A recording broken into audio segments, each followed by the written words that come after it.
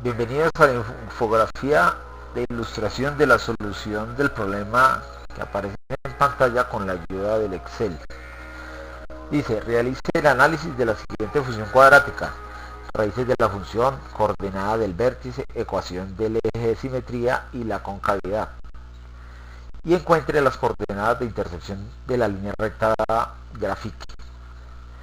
Bueno, de igual forma como lo he venido haciendo en las anteriores infografías, la nomenclatura de colores aquí es verde pálido para los datos de entrada y rojo pálido para los datos de salida. Y lo fundamental es que aparte, en forma, digamos, manual, he desarrollado la solución numérica del problema expuesto, y luego de verificar que esté bien desarrollado, he realizado la solución paramétrica, que consiste básicamente en que los coeficientes de las variables o de las ecuaciones, como aparecen ilustradas acá, las reemplazo por literales con el objeto de mayor flexibilidad en la solución y obviamente sacarle mayor provecho al Excel. Aquí en este recuadro verde tengo los parámetros A, B, C, D y E, como aparecen ilustrados en las ecuaciones, y corresponderán obviamente como aparecen ahí en cada ecuación: A coeficiente x cuadrado, B coeficiente x y C coeficiente independiente para la parábola o para la ecuación de grado 2, D coeficiente de x y E coeficiente independiente para la ecuación de la línea recta. Con base en esos parámetros se deducen todos los cálculos que aparecen ilustrados en rojo pálido. El análisis de la función cuadrática. El x del vértice se obtiene con la ecuación menos b sobre 2a, que corresponderá obviamente a los valores suministrados por el usuario. El y del vértice se referirá entonces a reemplazar x del vértice en la ecuación de la parábola y obtener esa magnitud. La concavidad tendrá que ver entonces con la magnitud del coeficiente x cuadrado. Si es positivo, se sabe que es cóncavo hacia arriba, y si es negativo, cóncavo hacia abajo. O sea que coloquémosle por ejemplo menos 3 y él automáticamente cambia ahí cóncavo hacia abajo y cambian los demás parámetros de forma dinámica. Regresemos al 3. X1 y X2 se referirán a las raíces, que consiste básicamente en los lugares donde la función cuadrática atraviesa o toca el eje X. En este caso no tiene cortes con el eje X. Por esa razón dice que los raíces X1 y X2 no existen. Podríamos hacer que existieran. Coloquémosle 7 acá y coloquémosle 3 acá, 14. Listo. Como pueden observar, ya existen las raíces de la ecuación, y como acostumbro regularmente, aquí está el gráfico. Observan que lo corta un poco antes de 2 negativo y un poco casi antes de la mitad de menos 0.5. O sea, pongamos que sea 2.2 negativo y 0.6 negativo. Vamos a ver si más o menos esa apreciación es. Sí, claro. 2.14 y 0.6.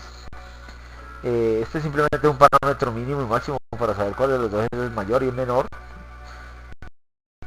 Esto con el único objetivo de que con base en las coordenadas de intersección, mirar cuál de los dos está más alejado del lado negativo o más alejado del lado positivo, para que el tabulado me quede centrado.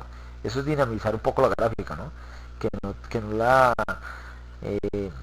digamos definamos en un rango específico, porque finalmente el rango es dinámico con base tanto en las raíces y en el corte con las dos, o en la intersección de las dos funciones. En este recuadro tengo la coordenada de intersección, que consiste básicamente en que consiste en igualar estas dos ecuaciones, e igualándolas pues aparecerá una ecuación de grado 2, y esa ecuación de grado 2 tendrá dos soluciones: x1 corte y x2 corte. En este caso se corta en la coordenada 1, 9 y en la coordenada menos 4, 36. Observemos.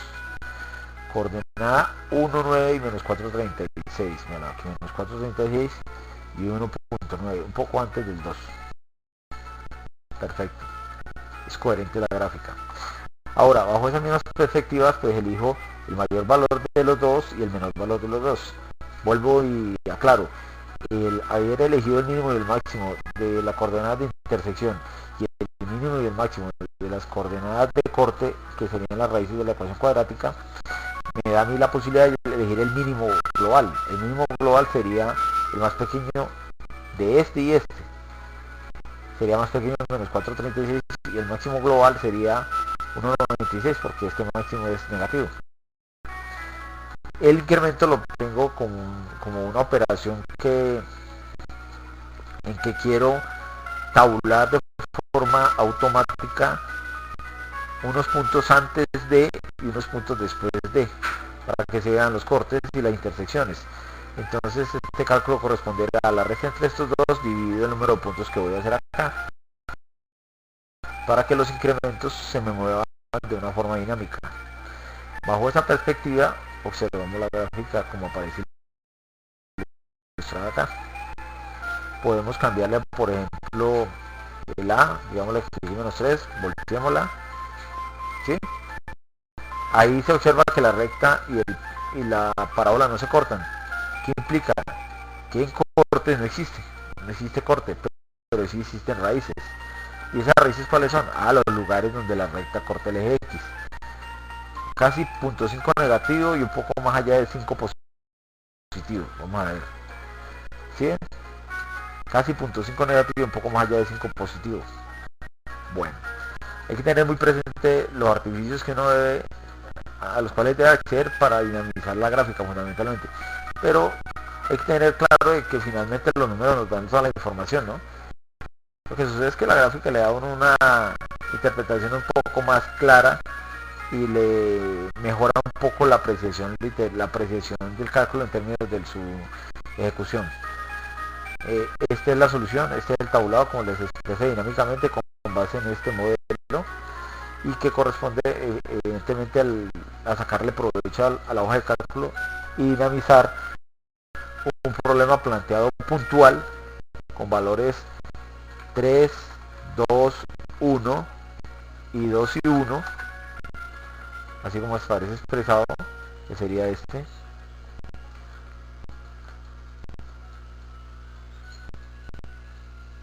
Se me redujo un punto, ¿sí?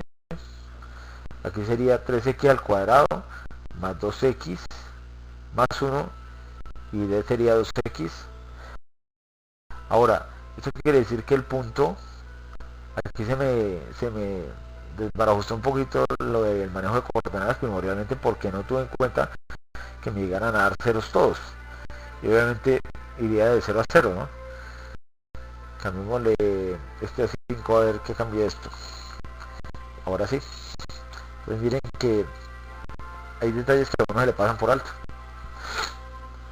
Esta curva no corta el eje X, por ende no tendrá raíces, pero sí corta la recta, sí corta la parábola y la corta un poco después entre 1 y 1.5, un poco después de menos 1 y un poco después de 1, que en este caso es menos 1.15 y menos 1.15. Ahí queda la solución del problema. El objetivo es que le saquen harto provecho, por lo menos que sepan que esta herramienta tiene esa flexibilidad y que obviamente la flexibilidad se la da a uno con soluciones de mayor envergadura paramétrica. Estaré atento a sus inquietudes. Muchas gracias.